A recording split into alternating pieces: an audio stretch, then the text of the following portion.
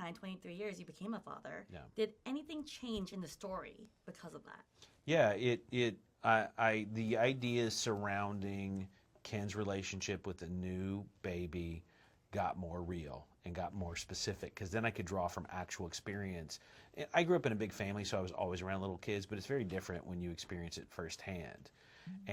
But John also like kind of helped raise his little sisters, I knew that and I watched that as well, so we pulled from that as well. So yeah, I mean, but I was like 12 or 13 when Yeah. I was like making milk or changing diapers, helping my mom out. But yeah, the frustration of trying to keep a baby from crying, I totally get, Yeah.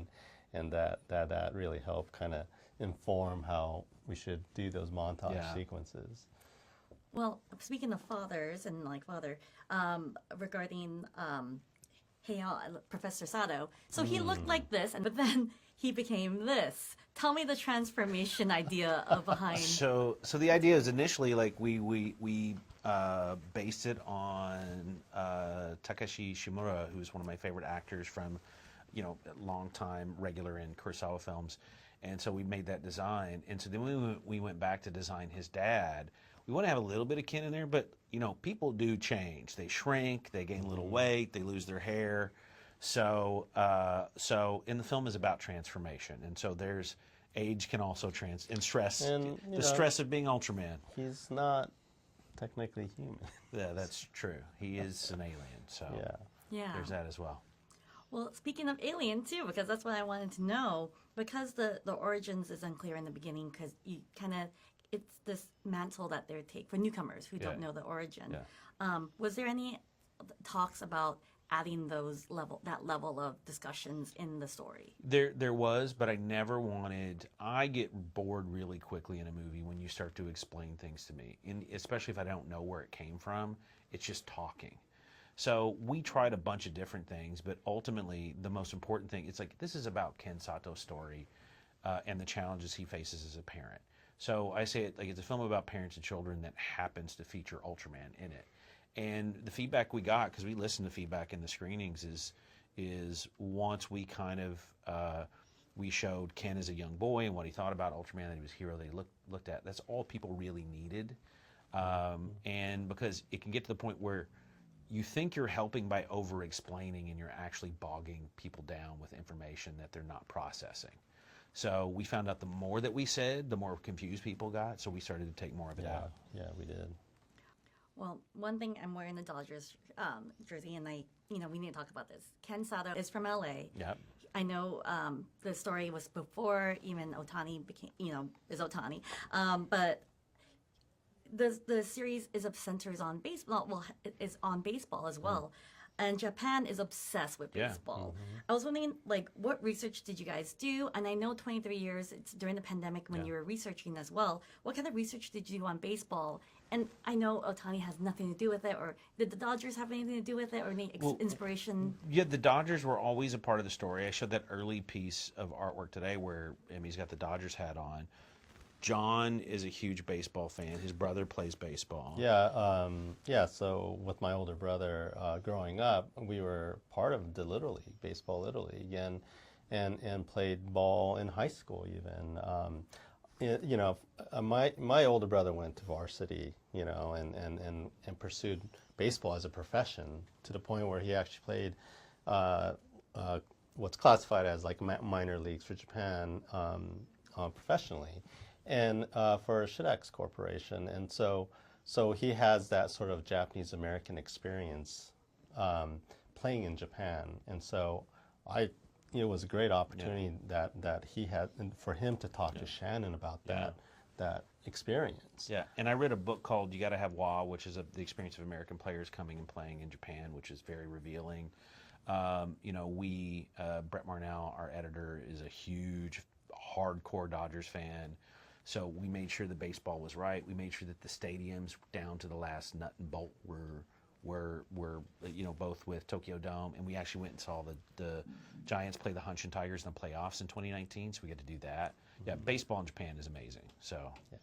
All right, and last question. The World Series, they're going to be at the World Series. Is Ken, Emmy, who are they rooting for?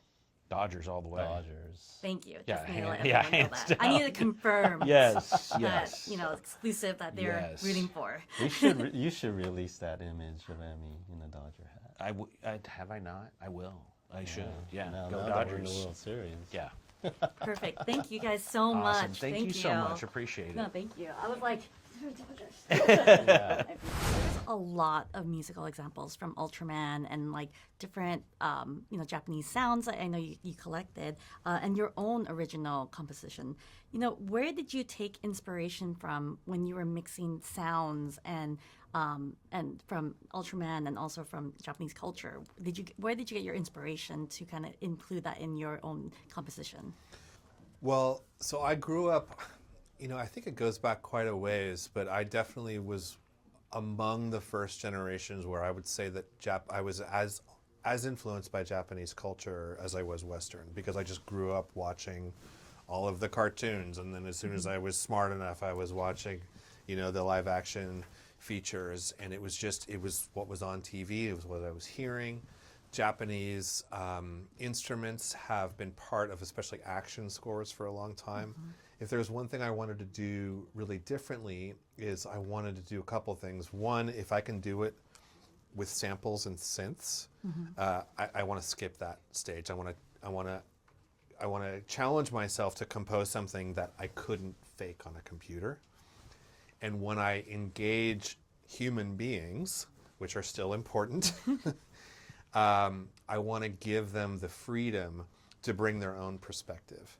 So, for example, instead of just using a taiko ensemble sort of sampled instrument, of which there are dozens that I can use, and I can pay $300 and I can make it sound like I am writing taiko music, I'm going to hire someone like Kaoru Watanabe, who is an amazing composer himself and a flautist and a Japanese percussionist. He did the music for Isle of Dogs. And I am going to tell him this, this is my music and this is what I want you to play. But let's do 20 other things. And I'm going to talk to him about story. I'm going to tell him what I'm trying to do, and I'm going to try to capture some improvisations of him, so I get, rather than it being a top-down instruction, I'm going to get something that is emotionally authentic from him. And then I'm going to find okay, how do I use this in a way to support the story? And so by encouraging these improvisations, by getting human beings to play instruments and bring all of their ideas, and it makes my music a million times better, and it makes the whole story, I think, work better. And I also was very keen to not let any scene go too long without kind of shifting between those modalities, because it is very much a multicultural, very much set in Japan, very much rooted in that tradition, obviously, but it's also, he came from America, and he's very Americanized. Yeah. And it's a very modern story as well. So I wanted to just make sure that the palette was sort of always there, and that it was influenced and created by people thinking creatively, as opposed to, give me the sound that I want and here's your check. Well, there's one part that, whenever there's an action scene, there's a lot of electric guitar or like.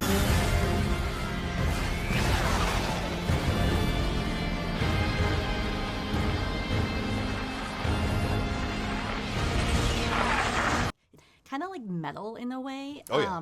And Japan is obsessed with heavy metal. And Baby metal? Baby metal. I was actually going to mention that. I'm like, especially baby metal. And especially with a movie like this that has a cute baby and it seems like the baby attacks and everything. Did you take any inspiration from heavy metal, baby metal of Japan into account? Or even like even the riff reminded me of like Power Rangers kind of style as well. Okay, yeah, I think there might have been a little Power Rangers. There's quite a lot of everything I do is like very Kurosawa and very Miyazaki. So there's a lot of that stuff coursing through my veins, because it's my favorite stuff.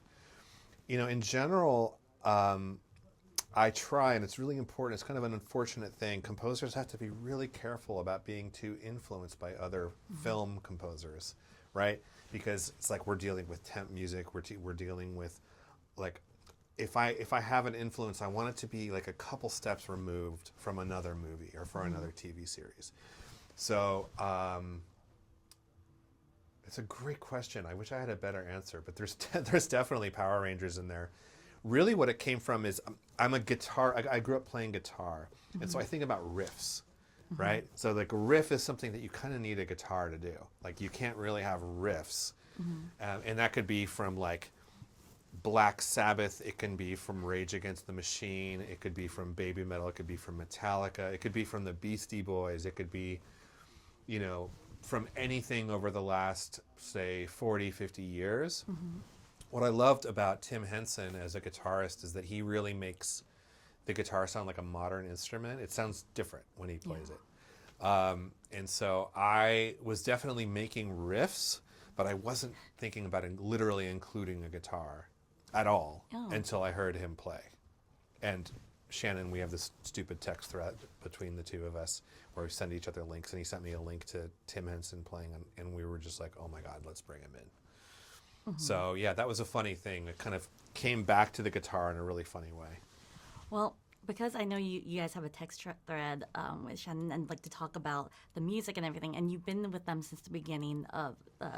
He's been working on this for 23 years in his mind and really developed it from Sony to Netflix to now it's out now. Was there any initial time where he has a very distinct vision regarding how he wants the story to go in the music? Was there any moments where you told him, because you're composing it, that you're like, no, this is the way it should be, like, or when you watched it, you're like, no, this is the perfect, like, how much input did you really like, kind of your visions together? So the wisest thing, because Shannon is one of the great idea machines and one of the great storytellers. Like I was telling these guys, like he has a language processor like that is 100 times more powerful than mine. And that guy knows how to marry ideas with actual story. And the way that I made sure that the music for Ultraman was really my vision, of course it's in support of his story, and that's incredibly important for the music to follow every frame of the picture. You know, if I get 1 second ahead of the emotion in the story, people will reject the music. Right, because it's like manipulative. If I get there before you get there, so I need to follow the story. But for it to be my musical vision, I very wisely just didn't talk about it. I would accept all of his ideas, and I would make them work. Some of them not so much. Some of them I kind of brushed under the. But some of them were so good. They were so fun. But I would say 99% of my musical vision is not something that can be expressed in words. It was just like, listen to this. And so I never put myself into the position of having to like duke it out with him in conversation, because he would win every single time. But if I did something that worked, he would know it. He's incredibly sensitive to music. And I do think I surprised him with my use of the harp. And I think I surprised him with the emotional power of the score, and by my insistence on a recording session in Tokyo with these amazing musicians, where it wasn't just music they were playing, they were creating sound effects and stuff like that to make sure that was sort of populated the score in an interesting way. So yeah, letting music speak for itself is the only way I was able to really keep my vision intact. Oh, perfect. Well, thank you so much for your time. Yeah, and bet. Beautiful music. And I just heard the riff and I was like, Power Rangers too, in a way, like at Japanese style too. The riff is cool because it's a two-parter. It goes dum dum dum dum. So one is a fast heartbeat, the other is a slow heartbeat, and that's Ken's heartbeat as a human and Ken's heartbeat as Ultraman. Because it's like boom boom as opposed to boom boom. Right? Yeah. So it's all about a riff, and the riff symbolizes the heartbeat for Ken. Okay. Kind of cool, right? Yeah, that's really cool. Thank you. I saw the examples of the animes that you guys took from One Punch, and the design, of the characters, of the way they moved, and thought even. What animes did you really feel inspiration from when you saw Ultraman and you were like, okay, what really drew it for you? Yeah, I mean, it was interesting always doing that kind of deep dive into Ultraman history. And I wanted to kind of like make sure we paid homage to Ultraman in general, But I think we were really inspired. I really love Akira, and Akira for me is just, it was that first anime that really kind of like opened the doors to my mind and go, this is what cinema could be, and it was just so influential. So yeah, I really wanted to kind of get some elements of that in there. And then we'd also looked at things like Your Name and some of the more modern generation of anime, but really, you know, we wanted to look at anime in general and really get a kind of feeling of how Ultraman Rising could pay homage, but also kind of like push in its own direction, so make its own style, whilst also kind of referencing in anime and manga as well. So there's a lot of manga references too, and lots of it are all combined together into the Ultraman Rising style. Well, another thing I noticed, like in the fight scenes, whenever they move up, their colors bar behind them and they're gonna punch. It reminds me of Japanese variety shows where it's like, yeah, like, and it zooms in your face, like, ah, like. Did you ever look into those kinds of styles as well? No, we didn't. We kind of had those kind of impact frames. They were very, very common across lots of anime, and we spotted those straight away. And we're like, we have to use these because they're such a great kind of like visual style, and it really allows you to kind of like shock the viewer, and just it's almost like a subliminal frames. Or we normally used about 3 frames, sometimes 4, sometimes 2. Most of the time it was 3, and it really kind of like shocks the viewer, and it gives them a kind of a real slap visually, and it helps them connect with those kind of like action beats and the punches, which really like help those fight scenes really come to life. Well, you know, Superman and Clark Kent are the same person, but they are one in disguise, one's a superhero. Yeah. Ken Sato and Ultraman are very similar. Did you really, and I know you did character design, like flow with them, did you have different aspects for them, different like movements for each of them? Like Ultraman has this style and then Ken Sato has this. So yeah, I mean, I think one of the important things for thinking about Ultraman is enormous. You know, really, really, the scale of Ultraman is off the charts. Now, when you're approaching that from a realistic sense for, like, say, a VFX movie, you normally move very large characters very slowly because you want to connect that scale. What we knew we wanted was that kind of homage to Ultraman, which is Ultraman doesn't move slowly. You know, Ultraman can move quite quickly. And also we were looking at things like Evangelion, where you can have these huge characters sprinting, you know, through scenes. And we knew we were working on that in our look of picture, where we had Ultraman kind of climbing the Tokyo Tower, chasing after Emmy. And when we started seeing those pictures come through, and it felt natural, it felt like Ultraman was big, and that was partly animation, partly camera, partly layout, you know, we're all combining together. We knew we could make him feel big, but still have him move quite quickly. That's when we knew we were in the Ultraman kind of like universe. And then Ken Sato, is he more, when you did his movements, because he's a baseball player, and I know, I talked to Shannon and John, and, you know, they 23 years of making, you know, Otani and the Dodgers weren't really part of the conversation at that time. But then, you know, it became during, you know, when the film was being processed. And I know you say you do a lot of references. And you took did you take a lot of references from baseball players, or, and then the Dodgers or Otani or any of the special ones? Yeah, I mean, one of the things as well, we had like a big global animation team. And so some of the animators were massively into baseball. Some of them had like literally no idea. So, what we had was the Netflix animation director, Tony Facilli, who is one of the most amazing animators in the world, but also as well, he's got this like fantastic baseball knowledge. So he was able to kind of like really tell us how, you know, how baseball stars hold their bats, you know, how they change their grip, how the grip on the ball, the pitcher's pitching, you know, how that changes during the pitch. And we really like went into the mechanics and the dynamics of what it takes to kind of recreate baseball authentically. And that was something we communicated across the entire animation team around the world. And everybody really got into the nuances of how to make baseball feel really authentic. Well, Ken Sato also has swagger. Oh, yes. And his hair has his own character. Yeah. Like, is his own character. What references did you take that from? Because I know he said Toshiro Mifune was the inspiration for the look. Yeah. But you know, the cocky style, the movement of like, I'm a baseball player. I'm this. Like, who did you guys like watch all these guys like who are like walking in to prepare for a game, you know, with the headphones walking in? Like, what did you take from? Yeah, no, there were a lot of influences. I mean, Toshiro Mifune was definitely one, and especially for the hair. The hair. He's got such great hair, Yes, he does a great it's job. the highlight across the hair as well, which really really looks beautiful, and that was something we really focused on to kind of get the look. But I think with the performance and the swagger, it comes from a number of places, and it really depends on the animator and how Shannon and John launch the sequence as well. So sometimes they've got something really specific in mind.